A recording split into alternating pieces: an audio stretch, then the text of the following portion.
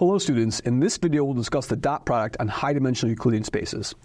Let's let x and y be vectors in Rn, and we're going to write them as row vectors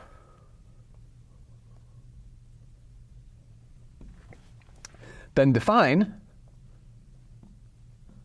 an operation called the dot product, which we've seen from Calc 3. And we're later going to call this the inner product. We do it in arbitrary vector spaces that support the structure by x dot y is equal to, well, x and y are in Rn, so they have components x1 through xn, y1 through yn. I'm going to multiply the first components, add that to the multiplication of the second components, all the way down to the multiplication of the last components over there. Okay, so easy enough. It's an algebraic calculation. What are the sort of the basic algebraic properties of this operation? Well, the basic properties are the following. So there's some trivial properties to prove. Properties. Okay. So the properties are as follows. Number one is that it's commutative, is that x dot y is equal to y dot x. That's trivial. Two is that x dot y plus z is equal to x dot y plus y dot z. Again, that's also just from the distributivity. And then three is homogeneity, is that lambda x for any lambda scalar dot y is the same as x dot lambda y, and that's the same as lambda times x dot y, right? So these are the typical algebraic properties of the dot product.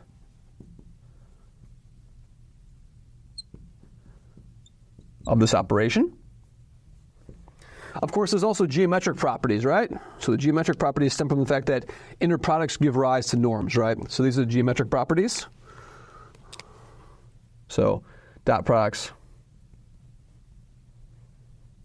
give rise to norms. Okay? And in more general settings, every time you have an inner product space, that will give you a norm space, but not vice versa, right? A norm space will generate an inner product space if and only if there's some sort of parallelogram identity. So we'll see that in further videos, okay? And so what's the definition of a norm? So I'm going to define the norm of x to be the square root of x dot x. And of course, x dot x is non-negative because x dot x will be x1 squared plus x2 squared plus xn squared. So this makes perfect sense over here, right? And so now, of course, what are the properties of this norm? So the properties of this norm are as follows. So one is that the norm of x is always greater than or equal to 0. And it's equal to 0 if and only if x is the 0 vector itself. Okay? Two is that it's homogeneous. Namely, if I have lambda x, then this will be absolute value lambda norm x. Okay? And finally, three is we're going to have this triangle inequality over here, right? So the triangle, these are basically the only two properties essentially that we're going to need, right? But we have this triangle inequality as well. X plus y. We'll have to prove this, of course. Less than or equal to x plus. That's the triangle inequality. So these are the geometric properties of norms, right? Okay? And as an immediate consequence of this, what can we say? We can say, let's do some examples of this over here. So here's an example. Let's consider the norm of x plus y quantity squared.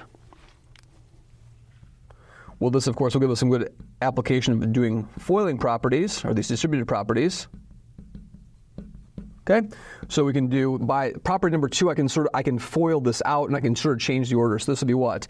This will be x dot x, which is norm of x squared, plus what? Plus 2x dot y plus norm of y quantity squared over here. And so now, of course, so that gives me one calculation. I can symmetrize this. I'm going to look at this expression over here, x minus y squared, just as some basic properties of computing with inner products. This is going to be x plus y, x minus y, excuse me. So that's an x minus y. So let's kill it over there. X minus y dot x minus y.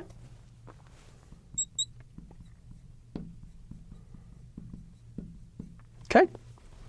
And by similar reasoning, what is this over here? This is just going to be the norm of x squared, and then minus 2x dot y, and then plus the norm of y squared, because the negative is going to cancel out like that. And so these two relationships together by the symmetry gives me the following. So if I add these equations together over here, I get what? We get norm of x plus y quantity squared plus norm of x minus y quantity squared is equal to 2 norms of x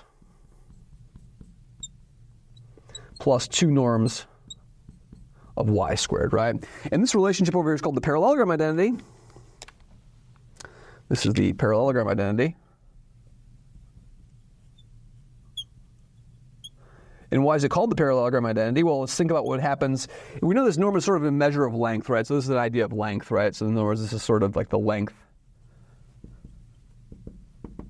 of the vector x, right? At least in Euclidean space, it's certainly the length of the vector x. And of course, we can see this is the parallelogram identity because if I draw a parallelogram, so if I have a vector x over here just from Calc 3, if that's my vector x over here, and that's my vector y over here, then this is another copy of the vector y, and that's another copy of the vector x over here. And of course, this vector over here is what? That vector over there is the vector x plus y. And this vector over here, on the opposite diagonal, if I go from here to here, what's that going to be? Well, this vector plus x is going to have to give me y, so it's going to be y minus x. That's going to be y minus x, or x minus y, right? And so, of course, we know for a parallelogram that the sum of the square of the diagonals, so I know that for a parallelogram, diagonal 1 squared plus diagonal 2 squared is equal to twice length 1 squared, length 1 squared plus length 2 squared. That's true from Euclidean geometry, so we call this corresponding identity over here the parallelogram identity for norms. Thank you very much.